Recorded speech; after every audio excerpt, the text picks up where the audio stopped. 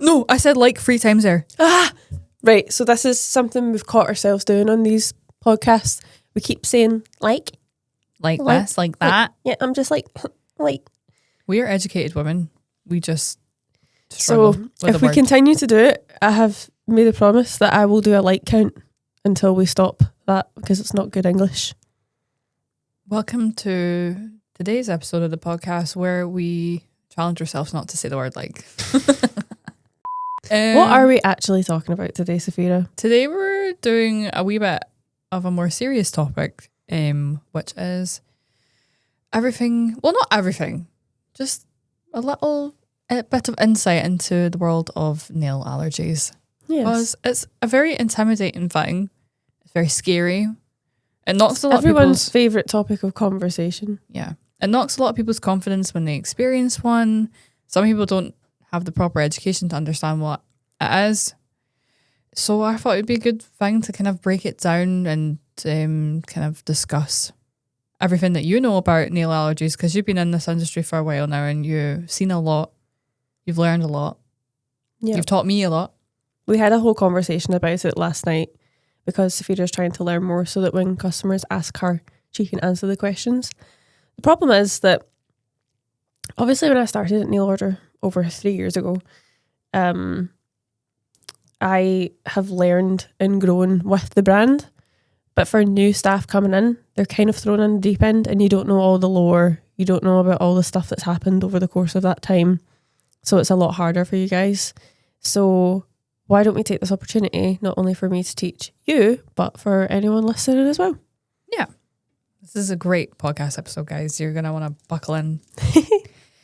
Let's start with talking about what a nail allergy actually is. Okay. So an allergy is obviously an allergic reaction, an adverse reaction, something that you don't really necessarily want to happen to you. Now, allergies can develop anytime for multiple different reasons. For example, I am allergic to pollen. I never used to be allergic to pollen. Only happened the last couple of years. I've suddenly developed hay fever. Not allergies. You can randomly develop a nut allergy from like overexposure to nuts. Is it something that you should be worried about? Not necessarily. I wouldn't get yourself into like a pure rut about it, worrying about potentially developing an allergy. But being aware of the fact that it can happen is definitely something to consider, I would say. Yeah. And I think a lot of people are confused about what a nail allergy actually is, like how that kind of presents itself. What does it look like? Yeah. So typically if you are developing an allergic reaction to nail products, it's going to show up usually on your nails and the skin around your nails. So you can be allergic to different things. You can be allergic to the acrylates, which are in gel products. You can be allergic to the pigments, or maybe even other nail products that you've used, like cuticle oil, if it's got fragrance in it and you've used that. You can be allergic to IPA, I think, like isopropyl alcohol. Sorry, there was a really loud noise there. I don't think the mics pick up on that, so we're just randomly pausing. You can be allergic to like a multitude of things that happen during a nail service. So if you do have an allergic reaction, it can be very difficult to narrow down what's caused it. Oftentimes when it's a reaction to like gel product itself, it will manifest in a few different ways. So you'll have typically like itchiness, redness, swelling, thickening of the hyponychium, onycholysis on like many or if not all of the nails, which is like the lifting of the nail plate from the nail bed. Those are sort of like typical signs of an allergic reaction to gel products.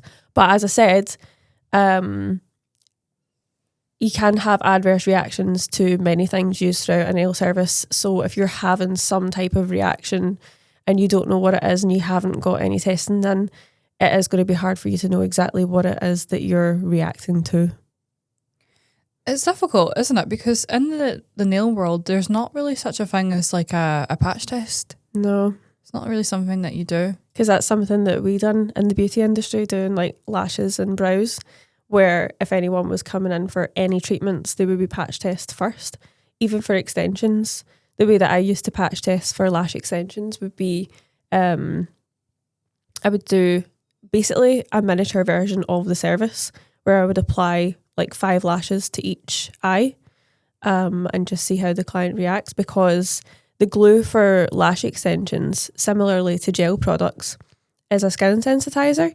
So it's not kind of like the old traditional style method of patch testing you do with like creams, where you would put like a bit behind the ear or on the wrist.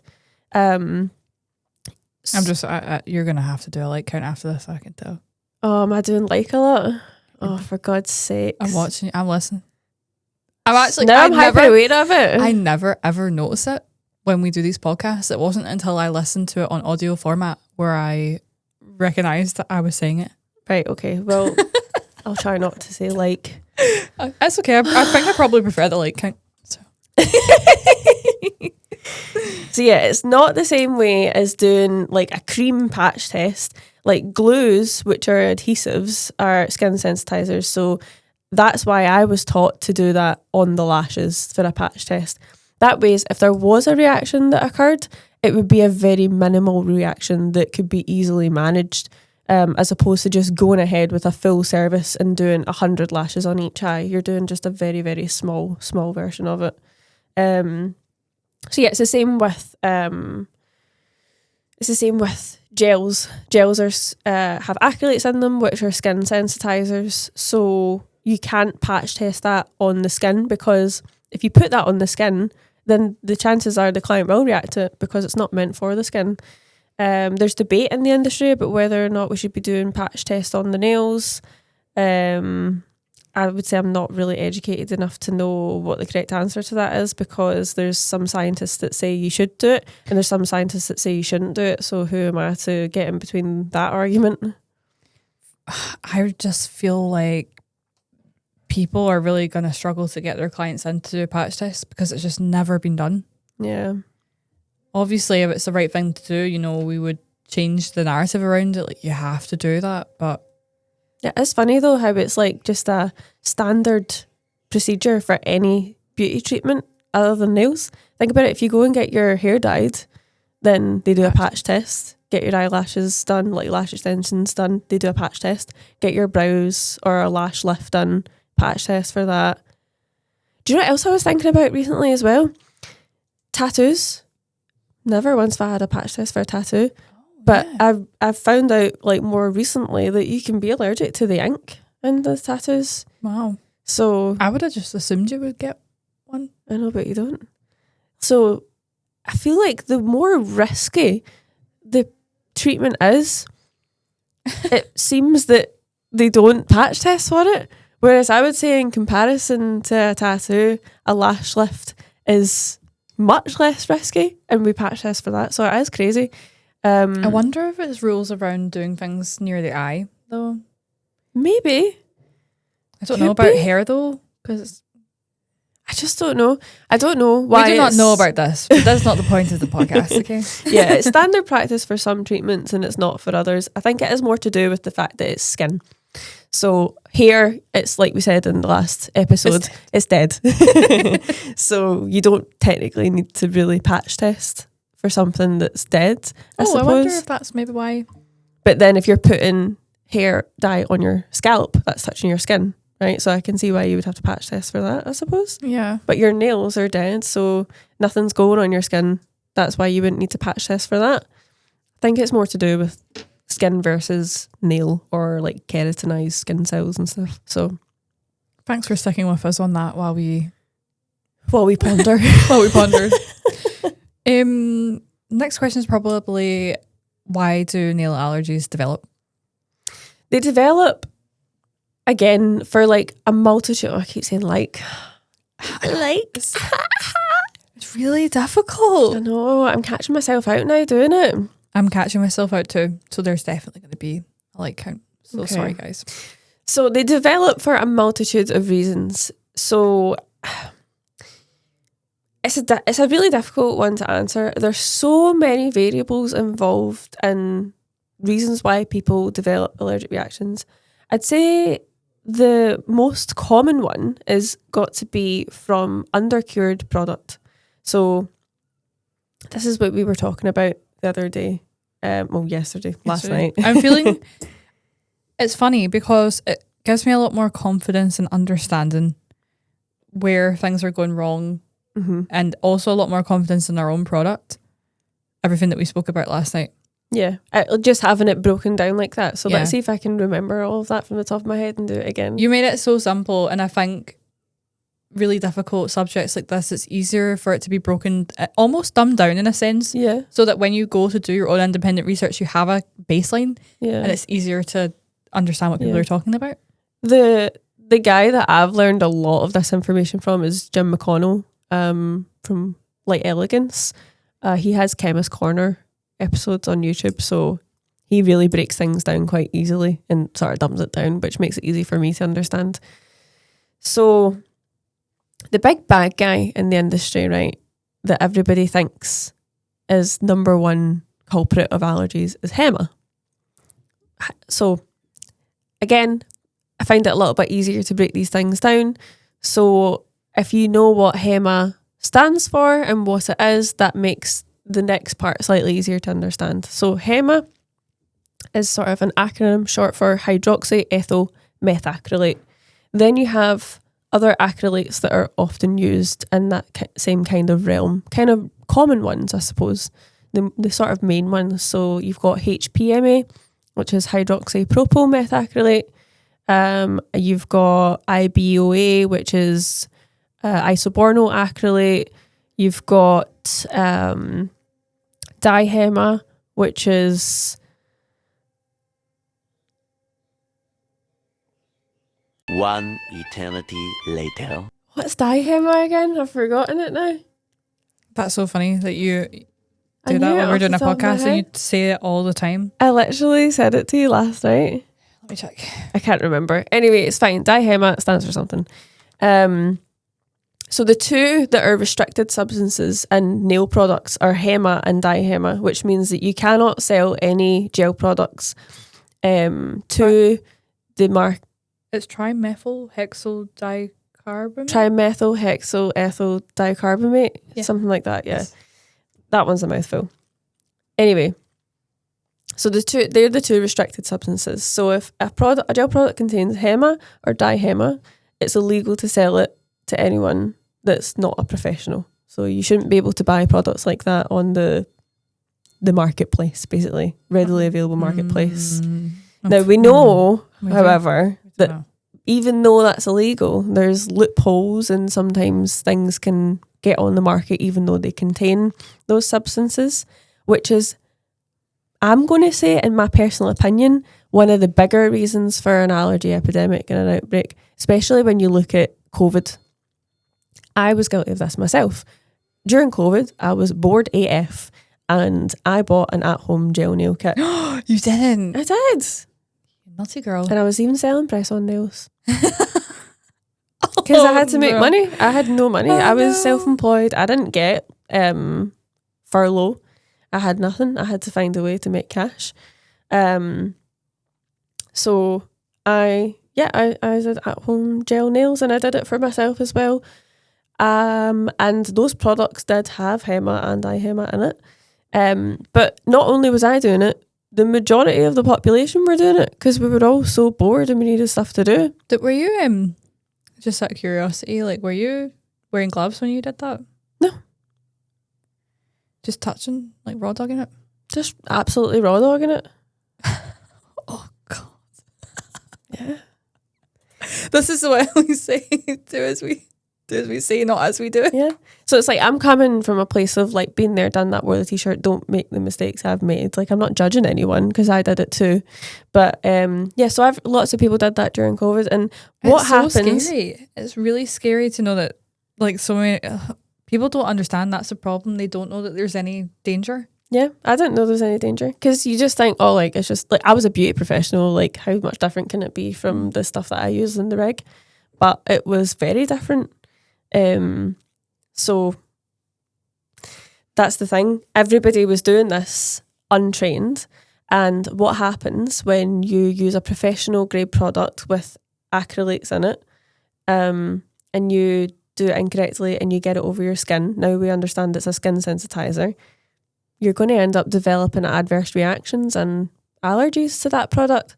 So at that one time frame, you'll notice there was a spike in allergies, and I think it was mostly to do with that. But like I said, there's lots of other reasons as well. So incorrect use is probably the number one, because incorrect use leads you then down like a rabbit hole of, are you applying it to the skin by accident? Probably. Are you overfiling the nail plate? Probably. What happens when you overfile the nail plate? The nail starts to thin. So then you've got a combination of things happening. You've got this undercured monomer sitting on the nail plate that is potentially being thinned out too much. And it's sat there for a prolonged period of time, which makes you more at risk of developing allergy by overexposure. Because if we look at the acrylates that are in these gel products, like HEMA, for example, or HPMA, for example, these all have molecules, and the molecule sizes is kind of what makes these two acrylates very different. So if you look at HEMA's molecules, the molecule size is very, very small.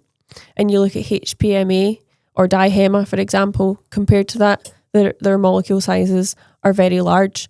So that's why you find that people more often than not react to HEMA under those circumstances, because the molecule size is so small, it is more likely to penetrate into the nail, into the intermediate layer of the skin, or seep if it has been accidentally like too close to the skin or touching the skin, and then get into the bloodstream, therefore making you develop an adverse reaction, because, as we previously discussed, that product is not meant to be on your skin. It's meant to be on non-living tissue.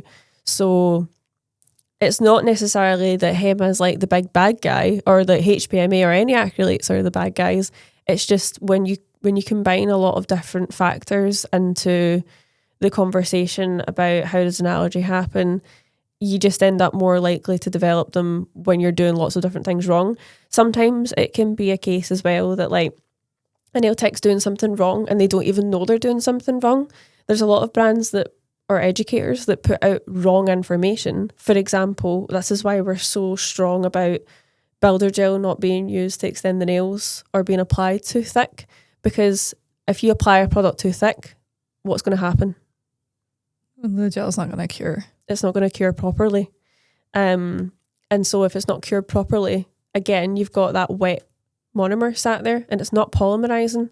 So if it doesn't polymerize, that wet monomer is just roaming free on the nail plate, and you can develop an allergy by overexposure that way.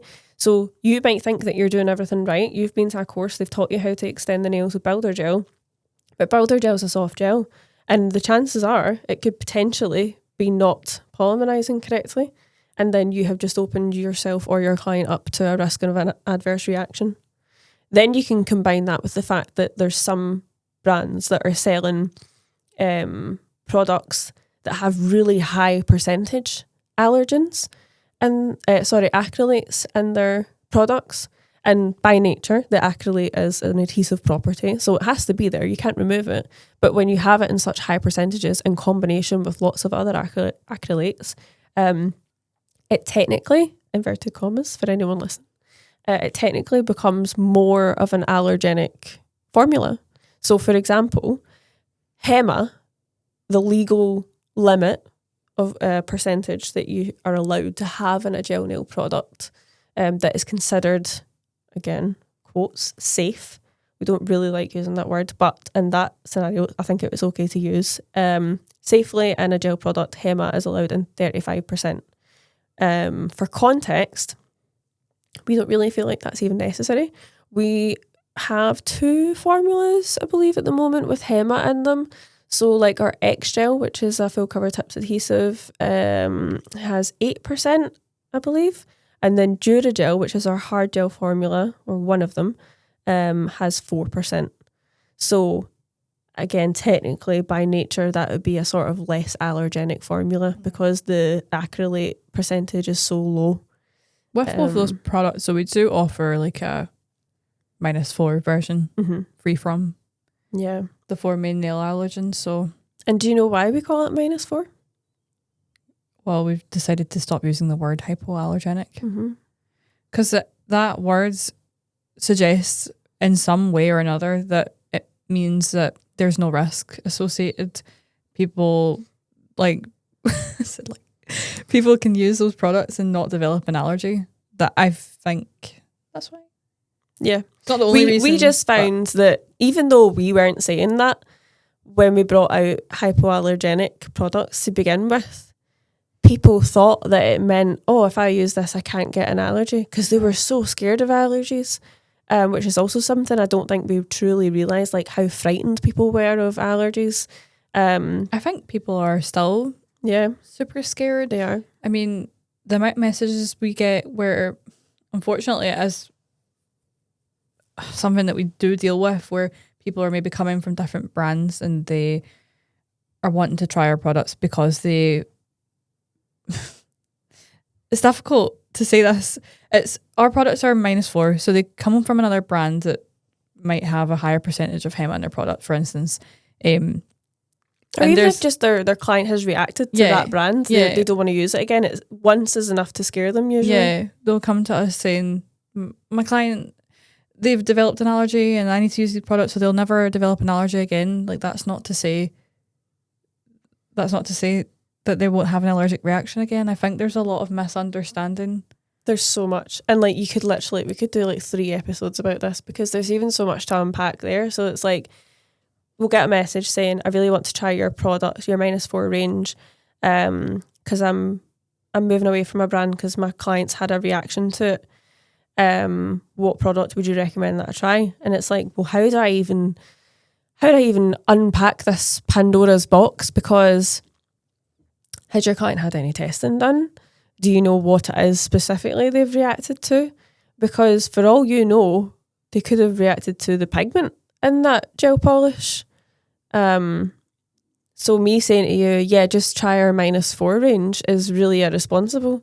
I would always have to suggest that if you're going to be doing anything on a client, you need to know what it is they're allergic to and then make sure that you check the SDS of that product to ensure that it's not got that thing in it that they're allergic to. This brings us back to prescriptive manicures from the first episode. You really need to do that with every client. Because like we said, you can't do a patch test, so it's probably the thing that's going to be ensuring that you're providing the safest treatment. This is another part of the conversation as well, back to patch testing. So I know that Mani Science actually has, they're like little cards, like consultation cards, but for allergies. So like it's how to address clients that do have allergies, and so this is what I'm saying. Some scientists say you should patch test, some say you shouldn't. So Lottie is of the opinion that, you know, if you've got a client that has come to you and they've had a reaction to products before, they would technically be like a red flag client, or not a red, like a red light client. I think it's like a traffic light system that she's got. And she would advise to take into consideration that client's allergies. So say they come to you and they've got a diagnosis saying, I've got a HEMA allergy. Technically then what you could do is patch test on the nail a HEMA-free product to see if a reaction happens. And honestly, I think as a nail tech, that's probably the most responsible thing that you could do, rather than just going like, oh, you've got a HEMA allergy, that's no problem, I'll just do your full service and use a HEMA-free system. Because they could still potentially react to that, because once, a lot of people don't know this as well, once you react to one acrylate, you're then more at risk of developing further down the line reactions to other acrylates.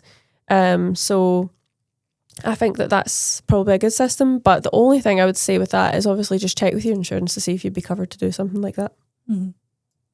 We've got loads of questions to cover and we're already half an hour in. Oh my God. So I'll ask you one more and maybe we can do a part two. I'm thinking that would probably be advisable. Okay. Or this is going to be a really long one.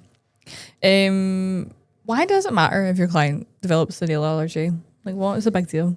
Yeah, that's another misconception where it's like, oh, who cares if I get contact dermatitis, or oh, I'm just going to get itchy fingers. Like, why does it matter? It can be so much more serious than that. So if you develop an allergy to acrylate specifically, so say you react to HEMA, that could then cause you problems further down the line in your life, because say, for example, you needed some kind of like orthopedic treatment or something that contained like bone cement. A lot of these cements and glues and adhesive things contain acrylates like HEMA, for example. So if you've developed a sensitivity to that in your nail treatment, that could cause you problems later down the line if you need any other things done health-wise. Or dental procedures, you'll find that these products that we're using in gel treatments, this is why they're so different to beauty treatments, because they're more similar to that of a biomaterial. So you'll find the same properties cross over with the medical world. And that's why training is really important for these types of things. And again, I'm not judging anyone who doesn't have training in them, because I did that myself. But if you now know the risk and understand the risk, and then you still choose not to educate yourself about like the chemistry and the anatomy and stuff, then it's quite negligible, I would say. So it is really important to understand the risks and also make your clients aware of these risks as well. It's quite serious. Yeah, but it's not funny though, is it? It's serious. Yeah. Not to scare anyone. We never want to scare anyone, but it is important to understand these Literally, things. that was my next question. Like, should we be scared? No, you shouldn't be scared. You should be educated. Because if you're educated, then you can be more empowered and confident and comfortable to provide a service. And it's going to encourage you to do it safely as well. And this is another conversation about the lamp situation. People will say to us, oh, I want to move over to your brand, like your product seems so much better. Your don't education. Get me started on the lamp situation. Your education's so much better. I just really like your customer service and everything. I want to start buying your gel products, but I can't afford the lamp. And it's like, but they'll also say like, I'm so worried about like my current brand, like my clients have had reactions to it and blah blah blah. But I want to move to your brand, but I don't have your lamp. And it's like, if you're really that concerned about allergies, the lamp should be your number one priority, because the lamp is going to ensure a full cure of that gel product. And as we know from what we've just said, undercured product is like the leading cause of an allergic reaction. So the only way really that you can work to prevent that is making sure that the product is properly cured, properly applied and properly cured. But I think maybe we'll do a part 2 about ways you can prevent these things from happening, or like precautions you can take. Yeah. Let's in the next episode talk about how we reduce the risk, how we make the salon a safer environment, and maybe a bit about like more about what we're doing in this space. Yeah. And then what to do if your client has a reaction. Yeah. Yeah. How to deal with that, because I know it can be really overwhelming and you don't know what to do and you blame yourself. And I mean, sometimes you should be blaming yourself because you do. But it's good to know if you've done everything right, that it's not anything you've done. Yeah. So education is key. Education is so the most important thing, and I think that's something that we do really well here. Is the education part, and we're always here to support customers too. Yep. So we never judge, we just educate. Yeah. So I'm looking forward to do a part 2. I know it's very serious and very like not like am I the asshole episodes, but good information. Good info and something that everyone is worried about. So something that we should definitely be covering. Yep. If you guys want us to cover anything else in the next episode, then please do leave us a comment and we will make sure to cover it, because we could honestly do so many episodes on this. Yeah. Could be a 3-parter. Who knows? Who knows? Make sure you're subscribed to our YouTube channel. Make sure you like. We're also available now on Spotify. Who are they going to share it with? Share it with your chickens on Minecraft. I was going to say, share it with your favourite bus driver. We'll see you guys in the next one. See you next time. Bye.